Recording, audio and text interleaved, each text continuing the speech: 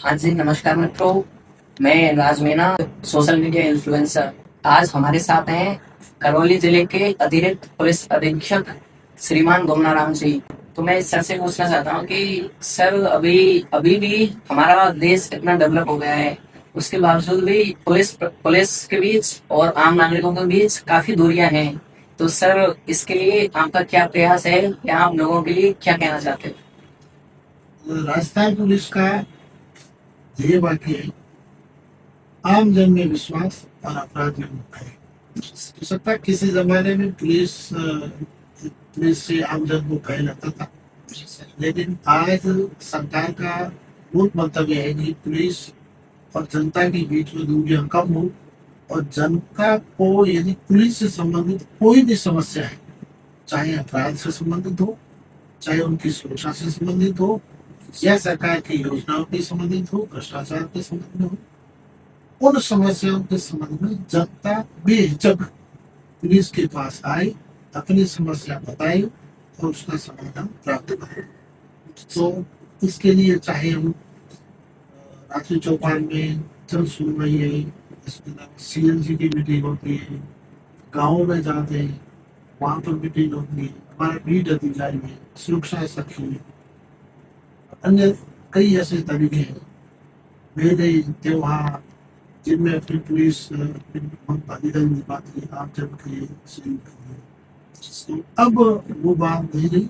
वैसे डिजिटल जमाने में तो आजकल तो यदि आम जन को पुलिस तक आना ही नहीं है, जिनमें साथ में अपराध हो जाता है, नवीन प्रावधान में आप सीधा ऑनलाइन अपनी एफआईआर दर्ज करवा सकते हैं।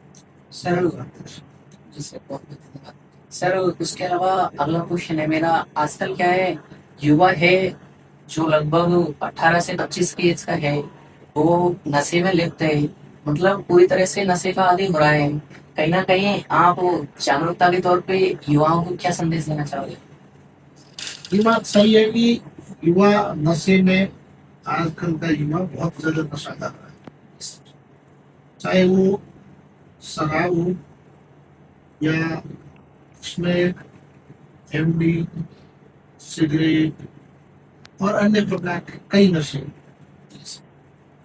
मेरा तो युवाओं से ये कहना है कि आपकी उम्र नशा करके जीवन को बर्बाद करने की नहीं है। आपकी उम्र है मेहनत करने की, नवाचार करने की और अच्छी शिक्षा अर्जित करके अपना भविष्य उज्जवल बनाने की। तो वे नशे से दूर रहे। वैसे पुलिस जिस प्रकार की किसी भी नशे की जब सूचना प्राप्त होती है तो हम कड़ी कार्रवाई कर रहे हैं, लेकिन इसके साथ साथ आमजन में जागरूकता भी जरूरी है और उससे भी आगे युवाओं को जागरूक होकर इस दलदल से बाहर आना होगा। जी सर। सर मेरा भी प्रयास सोशल मीडिया पे हमेशा यही रहा है कि सोशल मीडिया के माध्यम से लोगों के बीच जागरूकता लाई जाए। तो मैं अपनी तैयारी के साथ साथ, मैं भी एक स्टूडेंट हूँ, तैयारी के साथ साथ सोशल मीडिया पे भी यही प्रयास कर रहा हूँ कि लोगों को अवेयर किया जाए, क्योंकि अभी भी हमारा समाज शिक्षित हो रहा है लेकिन जागरूक नहीं हो रहा है कहीं ना कहीं। तो मेरा भी यही प्रयास है। इसके अलावा सर मैं अगला क्वेश्चन पूछना चाहता हूँ आपसे कि अभी क्या है, साइबर फ्रॉड के बहुत ज्यादा शिकार हो गए हैं प्रेजेंट टाइम में। हाँ, इंडिया डिजिटल हो रहा है लेकिन साइबर फ्रॉड भी उसी के साथ साथ बढ़ रहा है। तो सर प्रशासन का या पुलिस प्रशासन का इसके प्रति क्या, मतलब क्या कार्य कर रहे हैं या फिर क्या कार्य करने की प्लान है या क्या योजना है आपकी? शायद ये बात सही है कि इस समय जो करंटली अपराध है उनमें साइबर फ्रॉड एक प्रमुखता से होता है और उसमें भी ज्यादातर जो अपराध कर रहे हैं वो युवा है।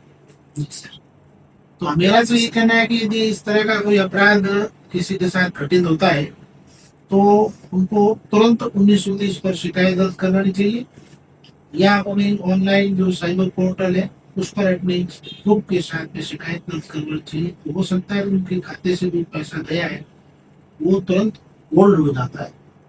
रही बात इससे भी पहले यदि अपन इस साइबर फ्रॉड की शिकायत नहीं हो तो उसके लिए जरूरी है वो है जागरूकता।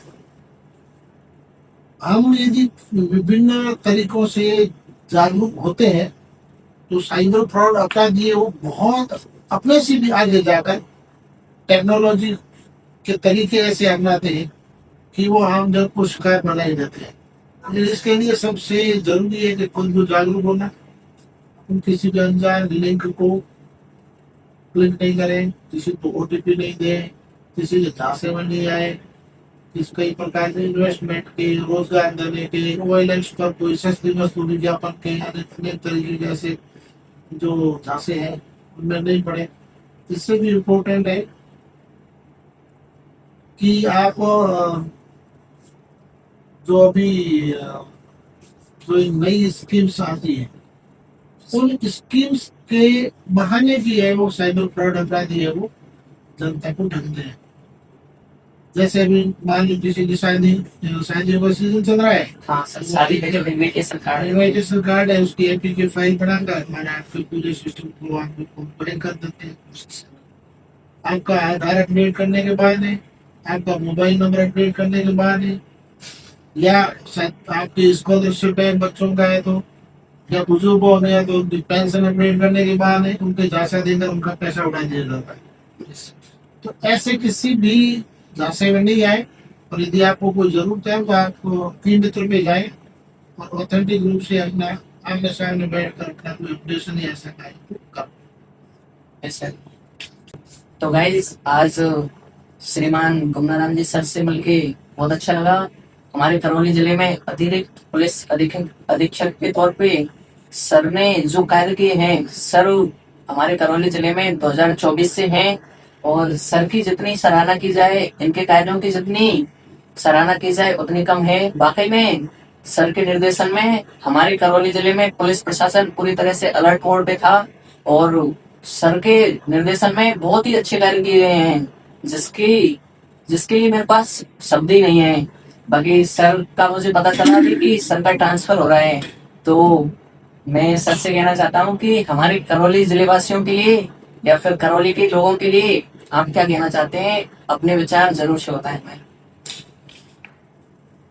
मेरा तो युवाओं से विशेष रूप से जो बताया गया कि आपको जैसे साइबर फ्रॉड से बचाए, नशे से बचाए, मेहनत करें, अपना जो लक्ष्य है उस लक्ष्य को हासिल कर अपना भविष्य उज्जवल बनाए, ट्रैफिक के नियमों का पालन करें, अपराध से बचें और समाज में एक प्रेरणादायी व्यक्ति के रूप में कार्य करें।